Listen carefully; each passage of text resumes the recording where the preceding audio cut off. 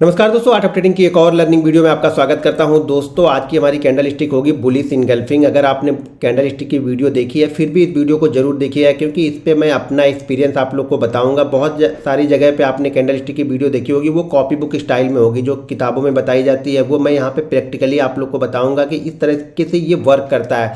मैंने पहले भी करीब 4-5 साल पहले मैंने बनाई थी कैंडल स्टिक की वीडियो, लेकिन तब में और अब में थोड़ा सा फ़र्क हो गया। फ़र्क ये हो गया कि पहले स्टॉक्स में क्या होता था, बहुत सारे लोग स्टॉक्स में ट्रेड करते थे और बैंक निफ्टी या निफ्टी इंडेक्स में लोग कम ट्रेड किया करते थे।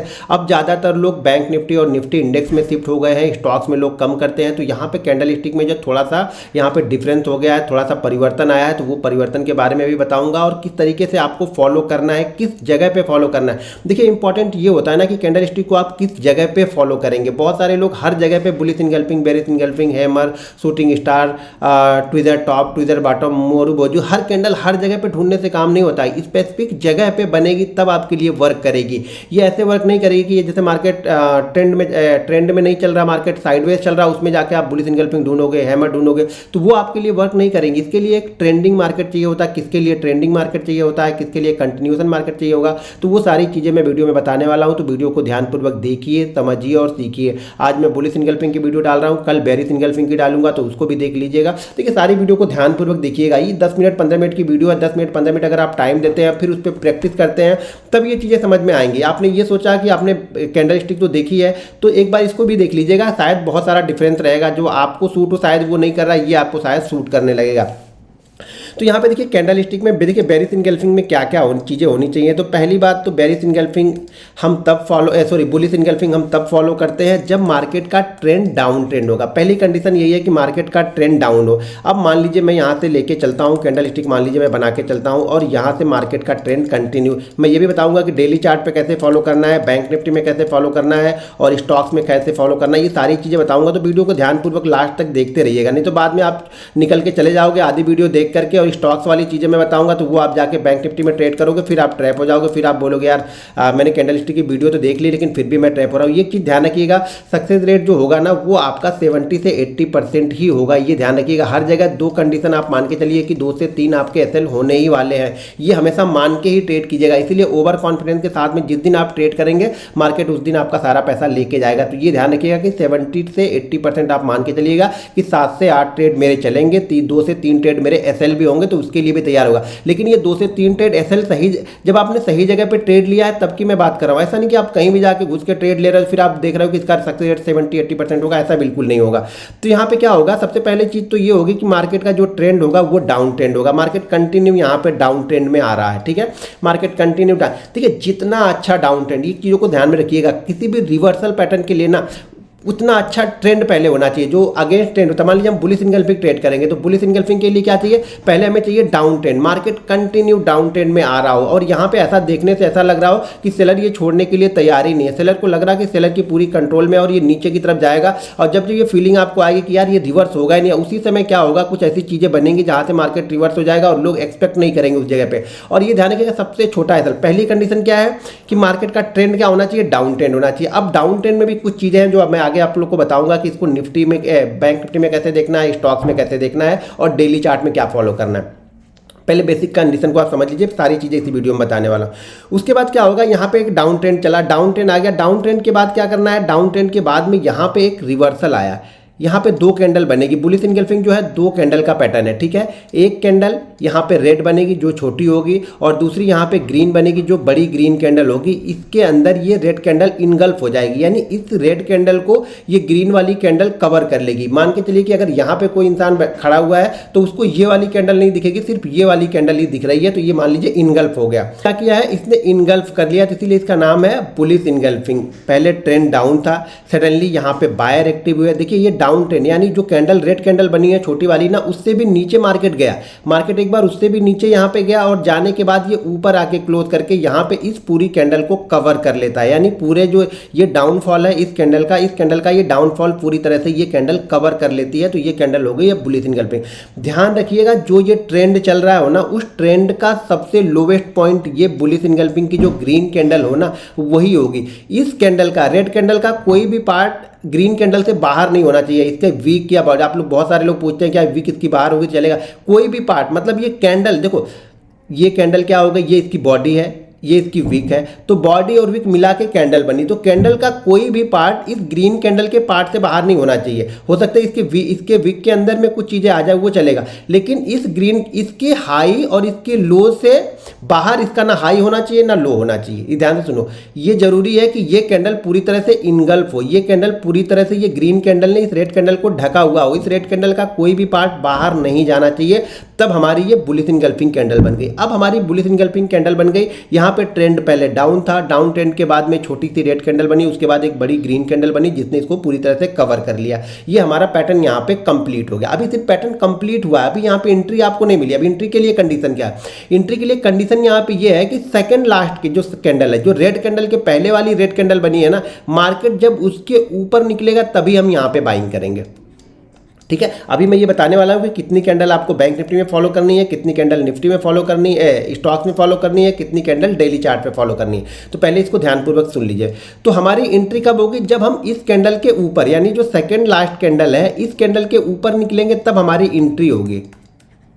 ठीक है, और जब हमने एंट्री यहाँ पे कर लिया तब हमारा ये एसएल हो जाएगा, लोवेस्ट पॉइंट एसएल। यानी लोवेस्ट पॉइंट मान लीजिए अगर लोवेस्ट पॉइंट इसका 100,000 रुपये है तो हम स्टॉप लॉस क्या रखेंगे? 9,999 का, यानी एक पॉइंट नीचे। अगर 1000 का स्टॉक्स है तो एक पॉइंट नीचे रख लीजिएगा, 500 का स्टॉक्स है तो 50 पैसे नीचे रख लीजिएगा। अगर बैंक निफ्टी जैसे हम 10-20 हज़ार का बैंक निफ्टी हमारा 40,000 का है तो यहाँ से 10 पॉइंट से 12 पॉइंट इसके नीचे आपको एसएल रखना पड़ेगा। ये ध्यान रखिएगा, इसके थोड़ा सा नीचे हम रखते हैं, बिल्कुल एग्जैक्ट यही लेवल नहीं रखना है, इसके थोड़ा सा नीचे रखना है। अगर बैंक निफ्टी ट्रेड कर रहे हैं तो 10 पॉइंट और नीचे रखने का। पूरी वीडियो को ध्यानपूर्वक देखिएगा, मैं बीच बीच में कुछ चीज़ें बताता रहूँगा, तो 10 पॉइंट नीचे रख लीजिएगा। ठीक है, निफ्टी आप ट्रेड कर रहे हैं तो कम से कम 5 से 7 पॉइंट नीचे रखिएगा एसएल का। किसके? इस लो के 5 से 7 पॉइंट नीचे आपको एसएल रखना पड़ेगा अगर आप निफ्टी को ट्रेड कर रहे हैं तो। अब हमारी ये एंट्री यहाँ पे कैसे होगी? एंट्री जब इस कैंडल के हाई को क्रॉस होगा तो ये हमारी एंट्री यहाँ पे बनेगी। ठीक है, अब एंट्री में कंडीशन है। कंडीशन क्या है कि मान लीजिए अगर सेकंड कैंडल ने ही एंट्री दे दी तब तो ठीक है कि सेकंड कैंडल ने एंट्री दी, हमने ये एंट्री ले ली, ये हमारा एसएल हो गया। ठीक है, अब टारगेट कैसे पकड़ना है? टारगेट जो ये डाउनफॉल आ रहा है ना, ये जो डाउनफॉल पूरा आया है ना, इस डाउनफॉल का 50% आप टारगेट पहले पकड़ के रखना। पहला टारगेट हमेशा यही पकड़ेंगे, इस डाउनफॉल का। मान लीजिए अगर ये डाउनफॉल कोई स्टॉक्स है, 1000 का स्टॉक्स है, अगर ये 20 रुपये गिरा है ना तो हम इसको 10 रुपये इसका पहला टारगेट पकड़ रहे हैं, 10 रुपये इसका पहला टारगेट पकड़ेंगे, दूसरा टारगेट 15 रुपये और तीसरा टारगेट यहाँ पे 20 रुपये। अगर 1000 का स्टॉक्स है तो ये पहला टारगेट हमारा यहाँ पे ये हो गया कि इस पूरे डाउनफॉल का 50%। देखिए सबके लिए अलग अलग रूल्स है। बुलिश इनगल्फिंग के लिए मैं बहुत कैंडल स्टिक को ट्रेड करता हूँ और बहुत कैंडल स्टिक को मैं बिलीव करता हूँ। ठीक है ना, इसलिए मैं बता रहा हूँ कि हर कैंडल स्टिक का अलग अलग बिहेवियर है, अलग अलग कंडीशन होगी, अलग अलग उसके टारगेट निकल के आते हैं, अलग अलग एसएल भी निकल के आते हैं। तो ये नहीं कि एक कैंडल स्टिक देख लेंगे तो आप सारी कैंडल स्टिक को समझ जाओगे। तो यहाँ पे हमने एंट्री ले ली और इस पूरे डाउनफॉल का 50% मेरा टारगेट होगा। हाँ, एक चीज और, अब मान लीजिए ये गिरते हुए, मान लीजिए 1000 रुपये का स्टॉक्स है और गिरते हुए ये 60 रुपये आ गया तो इसका टारगेट आप 30 रुपये मत पकड़ना, तो टारगेट इसका 1% पकड़ना। ध्यान रखना, अगर ये गिरावट, मान लीजिए कोई स्टॉक्स है, ठीक है, कोई स्टॉक्स है, अगर ये गिरावट 2% से ज्यादा है तो टारगेट पहला 1% ही पकड़ेंगे। ध्यान से सुनो टारगेट को, नहीं तो टारगेट में ही लोग कंफ्यूज होते हैं। अगर ये कोई स्टॉक्स है जो कि 1000 रुपये का स्टॉक्स है और ये 2% से ज़्यादा गिरते हुए आ रहा है तो पहला टारगेट हमारा 1% के आसपास का रहेगा। अगर ये 2% से कम गिरा हुआ है तो पहला टारगेट हमारा 50% रहेगा इस गिरावट का। ध्यान रखिएगा, जो भी गिरा, मान लीजिए 15 रुपये गिरा है तो मेरा टारगेट यहाँ पे 7 रुपये होगा। अगर ये गिरावट 2% से ज़्यादा यानी 22 रुपये 23 रुपये की है, 1000 की स्टॉक की बात कर रहा हूँ, तो 22 रुपये 23 रुपये है तो पहला टारगेट मेरा क्या होगा? यहाँ पे 10 रुपये होगा उस स्टॉक्स का 1% के आसपास का हमारा पहला टारगेट यहाँ पे रहेगा। ये होगा स्टॉक्स के लिए। अगर यही कंडीशन बैंक निफ्टी में बनी है, ध्यान रखिएगा, यही कंडीशन अगर बैंक निफ्टी में बनी है तो बैंक निफ्टी में मैं टारगेट परसेंटेज वाइज नहीं कैलकुलेट कर रहा हूँ। मान लीजिए बैंक निफ्टी, अगर मान लीजिए 300 पॉइंट बैंक निफ्टी गिरते हुए आ रहा है तो पहला टारगेट मैं सिर्फ 100 पॉइंट ही पकड़ूंगा। ये ध्यान रखिएगा, यानी अगर हम स्टॉक्स में 1% का पकड़ के चल रहे हैं तो इसका हम 0.5% भी नहीं पकड़ के चल रहे हैं। ये ध्यान रखिएगा, बैंक निफ्टी में स्टॉक्स में आपको 1% का जो रिवर्सल आएगा वो मिल जाएगा। यहां पे हम पहला टारगेट 100 का पकड़ रहे हैं, दूसरा टारगेट आप 150 का हम पकड़ेंगे और तीसरा टारगेट हम यहाँ पे 200 का पकड़ेंगे। अगर ये बैंक निफ्टी है, बैंक निफ्टी 40,000 का स्टॉक्स है, अगर ये यहाँ से 300 पॉइंट कंटिन्यू गिरते हुए आने के बाद अगर यहाँ पे बुलिश इंगल्फिंग कैंडल बनी है तो इसका पहला पॉइंट जो हम पकड़ेंगे वो 100 पॉइंट का पकड़ेंगे। ध्यान रखना, पहला टारगेट जो हमारा होगा वो 100 पॉइंट से लेकर के 120 पॉइंट का होगा। ये ध्यान रखिएगा, यही टारगेट देखिए मैं टारगेट वो बता रहा हूँ ना जो आपको आसानी से मिलते हुए दिखे, वो टारगेट मत पकड़ो, अरे यार ये तो बहुत छोटा टारगेट है, मैं 200 का पकड़ूंगा। तो जो टारगेट अचीव ही ना हो, जनरली तो बात है 300 जल्दी गिरेगा नहीं, ठीक है। अगर ये मान लीजिए 200 गिरा, या मान लीजिए ये 150 पॉइंट गिरने के बाद, अगर 150 पॉइंट 200 पॉइंट गिरने के बाद, देखिए गिरने की भी कंडीशन है तो पहले सुन लीजिए, 200 पॉइंट गिरने के बाद अगर बनाता है तो मैं टारगेट क्या रखूंगा यहाँ पे 0.33 का पहला टारगेट पकड़ के रखूंगा, ठीक है। अब यहाँ पे हमें एंट्री मिल गई, टारगेट बता दिए। अब एंट्री में एक कंडीशन और है, मान लीजिए ये सेकंड कैंडल अगर ब्रेक नहीं करती है तो हमें क्या करना है, तो हमें 2 कैंडल और वेट करना है, सेकंड और थर्ड, ठीक है। इसके बनने के बाद अगर फर्स्ट कैंडल ने, देखिए बुलिश इनगल्फिंग बनने के बाद अगर पहली कैंडल ने ब्रेक कर दिया, हमने एंट्री ले ली। मान लीजिए पहली कैंडल ने एंट्री ही नहीं दिया आपको, तो क्या करनी है, सेकंड और थर्ड कैंडल तक हम वेट करेंगे, यानी अगर पहली ने एंट्री नहीं दी तो सेकंड और थर्ड एंट्री दे देनी चाहिए, तभी हम इसको ट्रेड करेंगे। मान लीजिए थर्ड कैंडल एंट्री नहीं देती है और फोर्थ कैंडल एंट्री देगी, तो मैं यहाँ पे एंट्री नहीं करूंगा। ध्यान रखिएगा कहाँ पे नहीं करना है ये आपको पता होना चाहिए। आप लोग यही नहीं जानने की कोशिश करते हो कि कहाँ पे क्या नहीं करना, आप लोग को ये सब पता है कि क्या करना है क्या नहीं करना है, वो ध्यान है। अगर 3 कैंडल तक ये, अगर हम 5 मिनट के चार्ट पे देख रहे हैं, ध्यान रखिएगा ये 5 मिनट का चार्ट पे देख रहे हैं, मैं बता रहा हूँ कि अगर 3 कैंडल तक इसने हमें एंट्री नहीं दी, तो चौथी कैंडल में एंट्री आती है तो हम यहाँ पे एंट्री नहीं करने वाले हैं। अगर मान लीजिए पहली कैंडल इसी जगह पे रही, सेकंड कैंडल ने इसके लो को ब्रेक कर दिया और थर्ड कैंडल ने हाई को ब्रेक करके एंट्री दी, तो भी मैं ट्रेड नहीं करूंगा। ये भी ध्यान रखिएगा, अगर ये लो ब्रेक हो जाता है बिना एंट्री दिए हुए तो हमारा ये पैटर्न फेल हो गया, यानी ये पैटर्न हमारे काम का नहीं है, फिर नया हम ट्रेंड ढूंढेंगे, फिर हम ट्रेड करेंगे। ये जरूरी नहीं है कि इसमें सब रेड कैंडल ही हो, एक आध 2 ग्रीन कैंडल भी हो सकती है। अब यहाँ पे इस डाउनफॉल में अगर हम बैंक निफ्टी को देख रहे हैं तो कम से कम 7 कैंडल का डाउनफॉल होना चाहिए बैंक निफ्टी में। अगर हम बैंक निफ्टी को देख रहे हैं तो कम से कम 7 कैंडल का डाउनफॉल होना चाहिए। 7 कैंडल का डाउनफॉल का मतलब है कि 7 कैंडल नीचे की तरफ आती हुई होनी चाहिए। 7 कैंडल के डाउनफॉल के साथ में कम से कम 150 पॉइंट की गिरावट भी होनी चाहिए। अब ये 7 कैंडल तो बन जाती है, लेकिन ये गिरावट 90 पॉइंट की ही बनती है बैंक निफ्टी में, तो मैं ट्रेड नहीं करूंगा इसको, ये ध्यान रखिएगा। 7 कैंडल कंटिन्यू आ रही हो, बीच में एक आध ग्रीन कैंडल हो, चलेगा, कोई दिक्कत नहीं है। लेकिन अगर ये 7 कैंडल का डाउनफॉल मिला के 150 पॉइंट नहीं हो रहा है ना, तो मैं इसको ट्रेड, बुलिश इनगल्फिंग को मैं ट्रेड नहीं करूंगा। ये 150 पॉइंट से ज्यादा होना चाहिए तो ही मैं इसको ट्रेड करूंगा, ठीक है। पहली कंडीशन 7 कैंडल बननी चाहिए, दूसरी कंडीशन कि 150 पॉइंट भी होना चाहिए। ये दोनों प्लस है, ये ऑप्शन नहीं है, ये प्लस है, ऑप्शनल नहीं है कि ये या ये, ऐसा नहीं बोल रहा हूं, ये दोनों प्लस करना है, यानी 7 कैंडल भी गिरनी चाहिए और 150 पॉइंट भी होना चाहिए। 7 कैंडल हो गई, 150 पॉइंट नहीं हुआ, बुलिश इनगल्फिंग बन गई, मैं ट्रेड नहीं करूंगा। 150 पॉइंट हो गया लेकिन 7 कैंडल नहीं बनी है तो भी मैं इसको ट्रेड नहीं करूंगा। ये कंडीशन है, चीजों को समझिए। ऐसे ही नहीं बुलिश इनगल्फिंग आप किताब से पढ़ के बुलिश इनगल्फिंग ट्रेड करोगे तो यहाँ पे पैसा नहीं बनेगा। प्रैक्टिकली मैंने जो प्रैक्टिकली एक्सपीरियंस किया है, जो कंटिन्यू मैं ट्रेड करता हूँ, वो सब सारी चीजें यहाँ पे आप लोग को बता रहा हूँ, ठीक है। बैंक निफ्टी अगर ये स्टॉक्स है, पहले स्टॉक्स में 8 कैंडल तक बहुत अच्छा रिवर्ट करती है। अगर ये स्टॉक्स है तो कम से कम 9 कैंडल, ठीक है, 9 कैंडल या कम से कम 1.5%, ये ध्यान रखिएगा स्टॉक का।